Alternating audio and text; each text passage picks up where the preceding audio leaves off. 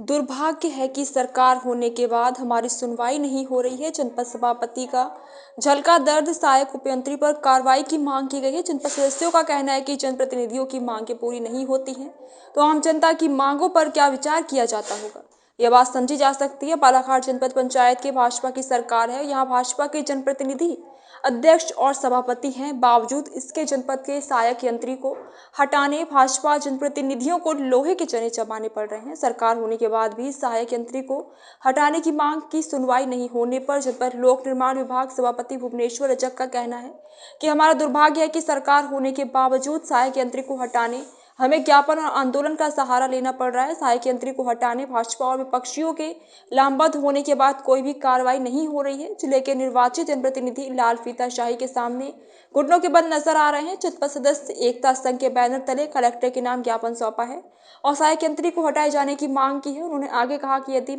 सहायक यंत्री खरे को नहीं हटाया गया तो हम आमरण अनशन करेंगे। महेश शरणागत, जनपद सदस्य एकता संघ जिला बालाघाट जिला थे।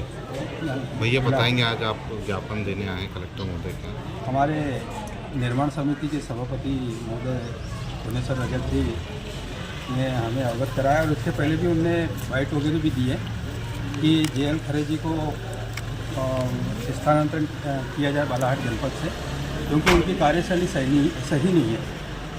क्या है, जो जनपद के जो काम होते हैं, जो मनरेगा वगैरह के काम होते हैं, और वो जनपद के अधिकारी हैं, तो संबंधित क्षेत्र के जो जनपद सदस्य हैं उन लोगों के जानकारी के अभाव में ही वो लोग TS कर देते हैं और सरपंचों को डायरेक्ट काम दे देते हैं। तो यदि वो डायरेक्ट काम दे देते हैं तो फिर जनपद सदस्यों का मतलब क्या है? त्रिस्तरीय पंचायती राज है, पंचायत है, ग्राम पंचायत है, जनपद पंचायत, जिला पंचायत है, तो सभी से संबंधित काम होते हैं।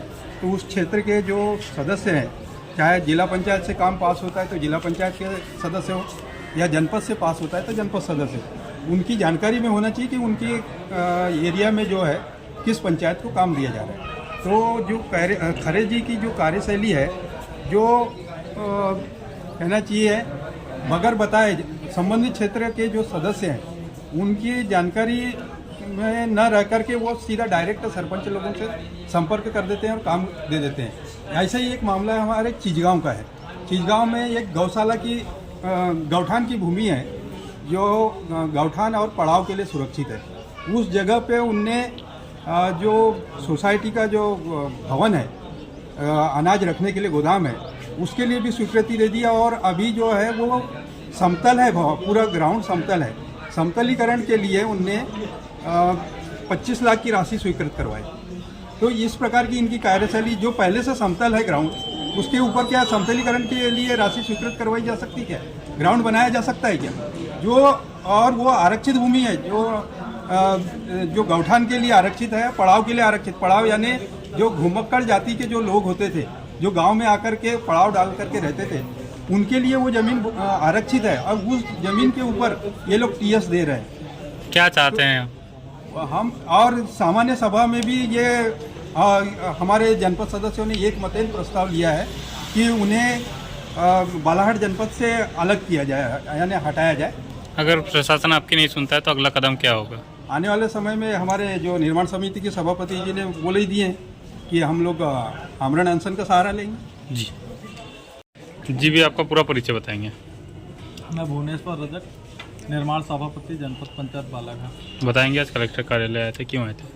कलेक्टर कार्यालय हम इसलिए आए हैं, माननीय कलेक्टर साहब को हम एक ज्ञापन देने आए हैं जिसमें जनपद पंचायत बालाघाट में पदस्थ सहायक यंत्री श्री JL खरे को हटाने की मांग को लेकर के आए हैं। क्योंकि पूर्व में भी इसके पहले हमने प्रेस कॉन्फ्रेंस के जरिए सभी को अवगत कराया था कि JL खरे साहब की कार्यशैली से सारे जनपद के सदस्य और सरपंचों में, सचिवों में असंतोष व्याप्त है। और इसके पहले भी हमने माननीय कलेक्टर साहब को जनपद पंचायत बालाघाट के सहायक यंत्री श्री JL खरे को हटाने के लिए एक ज्ञापन दिया हुआ है, जो TL में रिपोर्ट लगी हुई है। चूँकि अभी तक उस पर कार्रवाई नहीं हुई है और आज हम जो माननीय जनपद सदस्यों के साथ आए हुए हैं, यदि आज माननीय कलेक्टर साहब हमारे ज्ञापन पे 2-3 दिनों में कार्रवाई नहीं करते हैं, इस स्थिति में हम भूख हड़ताल का सहारा लेने का कार्य करेंगे। आपकी सरकार है, आपका सब कुछ है, उसके बाद आपने प्रेस वार्ता ली तब भी आपका जिला प्रशासन नहीं सुन रहे, आज ज्ञापन देने आए, क्या लग रहा है? ये तो कहीं ना कहीं दुर्भाग्य है हमारा कि हमारी सरकार है, उसके बावजूद भी हमारे काम नहीं हो रहे हैं। और चूँकि जो हमारे सहायक यंत्री हैं उन पे कहीं ना कहीं राजनीतिक संरक्षण समझ में आता है। तो राजनीतिक संरक्षण भी होगा तो आप ही लोग की सरकार है, आपके ही पूरे अधिकारी हैं। ठीक है, फिर? ये तो चलता रहता है। हम कलेक्टर ये साहब ऐसा से तो नहीं अपनी कि मांग आप लोग की रखेंगे। नहीं सुन रहे हैं, आपके पार्टी वाले? अब देखिए, पार्टी वाले सुनना नहीं सुनना अलग विषय है, लेकिन हम तो जनपद सदस्य संघ के माध्यम से आए हुए और जनपद के सदस्यों के लिए, सभी सदस्य भाइयों के लिए लड़ रहे हैं हम। अगर नहीं मांगी सुन जाती तो वो मांग नहीं सुनी जाएगी तो हम जनपद सदस्य संघ के द्वारा सारे लोग भूख हड़ताल का सहारा लेंगे।